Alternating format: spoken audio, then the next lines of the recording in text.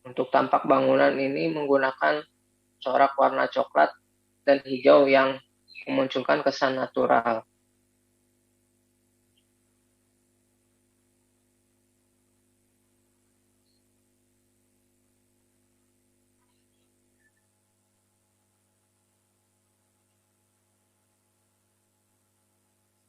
Ini contoh gambar perspektif eksteriornya, Pak.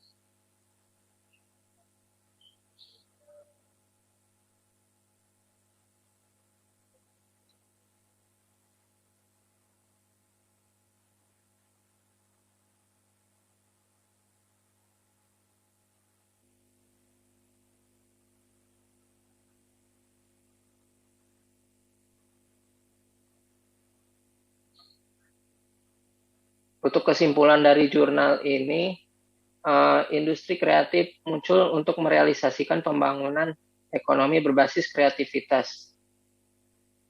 Peran pendidikan ditujukan untuk mendorong lahirnya generasi kreatif Indonesia. Pada perkembangan potensi mode di Kota Malang cukup besar peminatnya dan belum tersedianya wadah pendidikan tinggi yang berfokus pada bidang ini. Akademi Desain Mode di Kota Malang ini akan mendukung ekonomi kreatif Indonesia dalam bidang pendidikan formal mode dan menciptakan desainer muda yang kreatif.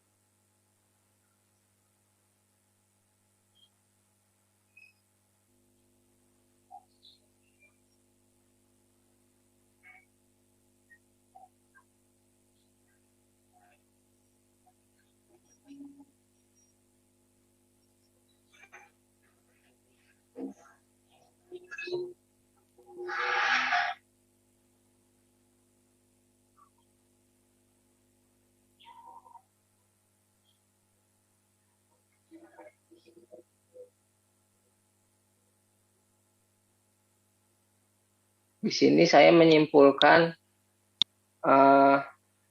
dari jurnal ini kita bisa belajar tentang konsep suatu desain yang cukup menarik, yaitu tentang arsitektur hijau atau arsitektur yang memiliki sifat berkelanjutan, ramah lingkungan, dan memiliki performa baik.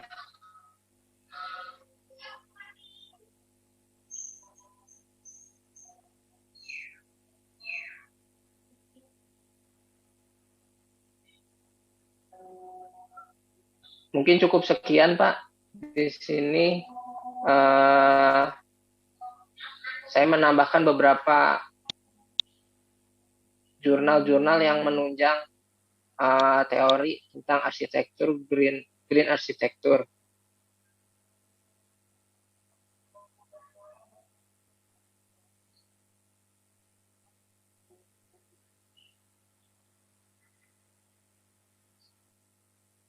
Jadi dalam jurnal yang lain, green arsitektur juga perlu memperhatikan volume bangunan dan area hijau menurut KDB dan KDH yang berlaku agar lebih efisien, hemat, dan mempermudah pemeliharaan sebagaimana dikatakan dalam jurnal referensi yang dibuat oleh ya. Itu yang apa? Yang masih tampil itu yang masih PDF. Oh, masih PDF. Ya. Yang ini di top share baru buka Word.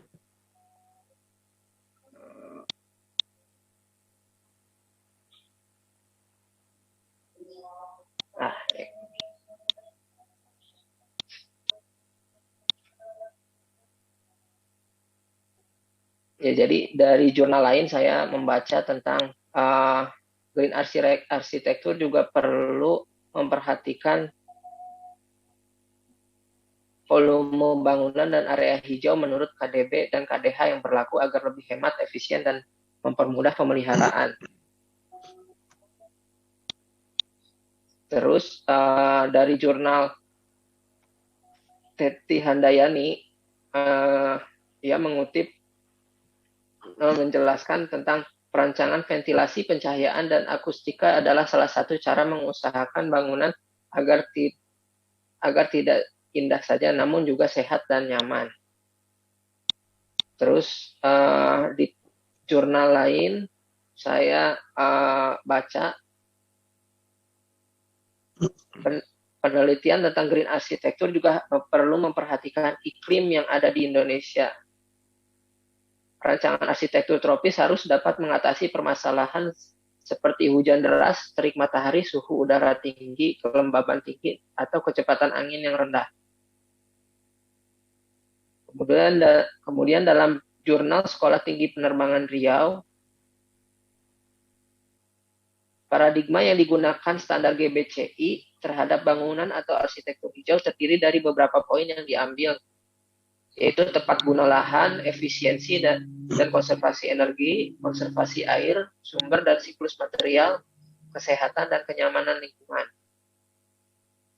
Kemudian dalam jurnal menurut Brenda dan Robert Fell, dalam bukunya Green Architecture Design for a Sustainable Future, prinsip-prinsip tentang green architecture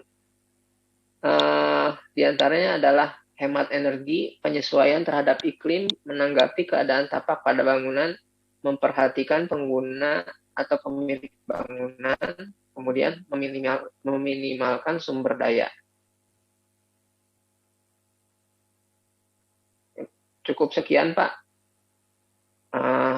review dari saya tentang green architecture.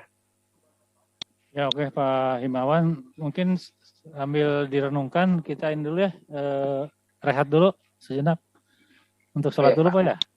Ya. Siap Pak. 10-15 menit. Nanti kita bahas, diskusikan yang presentasi Pak Himawan.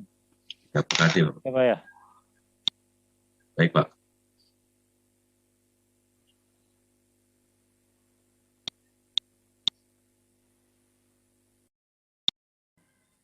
Jadi opini kita tentu merujuk pada teori, tapi turut pandang berbasis pada akal pandangan kita, Pak ya, akal sehat kita gitu, rasionalitas kita. Tentu itu dibarengi dengan argumen-argumen berbasis pada teoretik ya.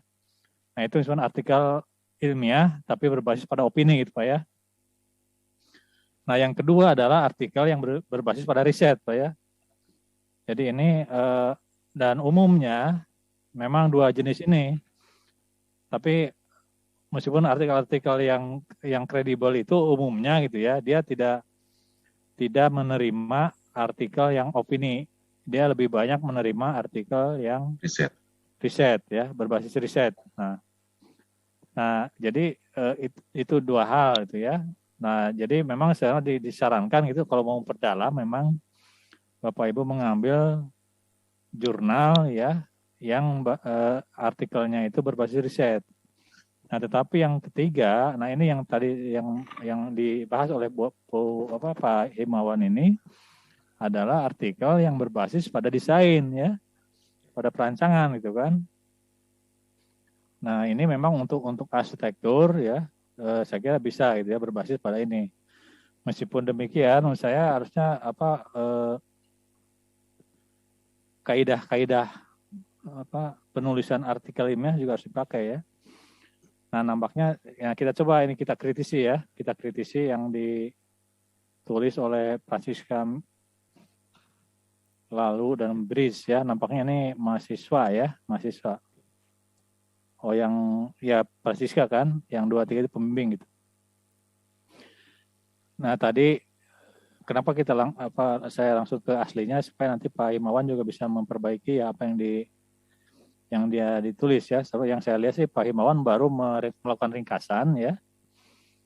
Jadi kan belum ada review kritisnya gitu dari Pak Himawan itu ya, belum meresensi belum.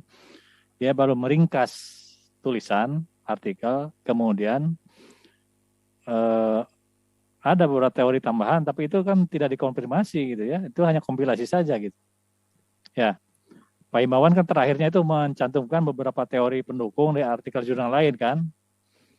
Nah, harusnya kan artikel jurnal lain itu digunakan untuk mengkonfirmasi gitu ya, untuk mengkonfirmasi apakah bersetuju dengan pandangan dari penulis siapa nih? Francisca ini, atau bertolak belakang atau menambahkan dan sebagainya gitu ya.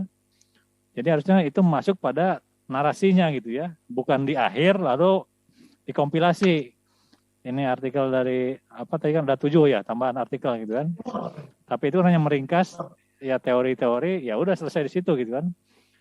Hampir-hampir tidak terlepas dari artikel yang direviewnya gitu.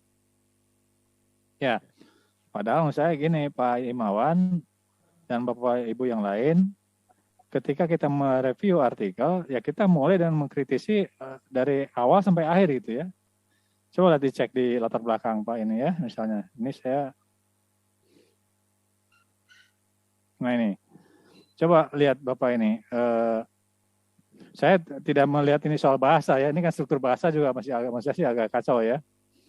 Struktur bahasa apa, kaidah subjek, predikat, objek ya, mana yang itu juga kan ini tulisan masih S1 masih belum terstruktur lah ya. Tapi saya tidak akan membahas itunya. Tapi juga apa sih yang urgen di dalam latar belakang itu? Ya, pertama kan ini apa tadi biasanya pendekatan apa nih sektor hijau ya, tema itu. Tapi di pendahuluan sama sekali nggak dibahas kan? Ada nggak di sini misalnya? Ya. Hampir nggak ada kan? Ya. Membahas atasnya. Nggak ada ya. Padahal tema itu kan jadi judul. Di situ harusnya meskipun ini artikel berbasis tadi perancangan, dalam pendahuluan harusnya itu sudah mencakup gitu ya kan, yang judul ini harusnya tercermin juga mulai dari latar belakang gitu ya. Jadi ini kan harusnya ada dua topik, pertama perancangan desain mode ya. Nah di sini sudah masuk lah ya bahwa mode suatu yang penting, maksudnya struktur bahasanya tidak penting, maksudnya mode bagian dari industri kreatif yang penting gitu ya. Jadi itu ingin di. Nah cuma harusnya Bapak ini nanti kalau Bapak penulis ya, ini kan hampir tidak ada, ini juga baru common sense ya, bahwa mode itu penting untuk perkembangan industri kreatif dan sebagainya. Ya, tapi tidak ada data kan, tidak ada data sekunder yang mendukung itu gitu. Ya. Ya. Di sini kan nggak ada kan, ini hanya common sense pendapat pribadi gitu. Ya, harusnya ini industri kreatif Indonesia. Nah, buktikanlah dengan misalnya ada data BPS ya, menunjukkan misalnya industri kreatif itu sebagai penyumbang terbesar, trennya terus menaik. Kan ada data itu kan? Ya. Kalau tidak ada DPS, harusnya ini ada data dari misalnya sumber sekunder koran, kan banyak berita ya, berita bahwa perkembangan mode, industri kreatif, nah itu sudah dirujuk itu, data sekunder itu. Nah maksud saya ini, Pak Himawan, ini apa yang saya tulis, yang saya bicarakan itu kritisnya Pak ya, Pak Himawan. Jadi apa yang saya sampaikan inilah analisis kritis terhadap artikel ini gitu. Ya, jadi kekurangan artikel ini tadi pertama dia tidak ada dukungan data sekunder gitu ya. Ya kalau tidak ada DPS, tapi data sekunder itu kan untuk latar belakang pendahuluan mah bisa tadi sumber-sumber yang tidak harus ilmiah ya, sumber-sumber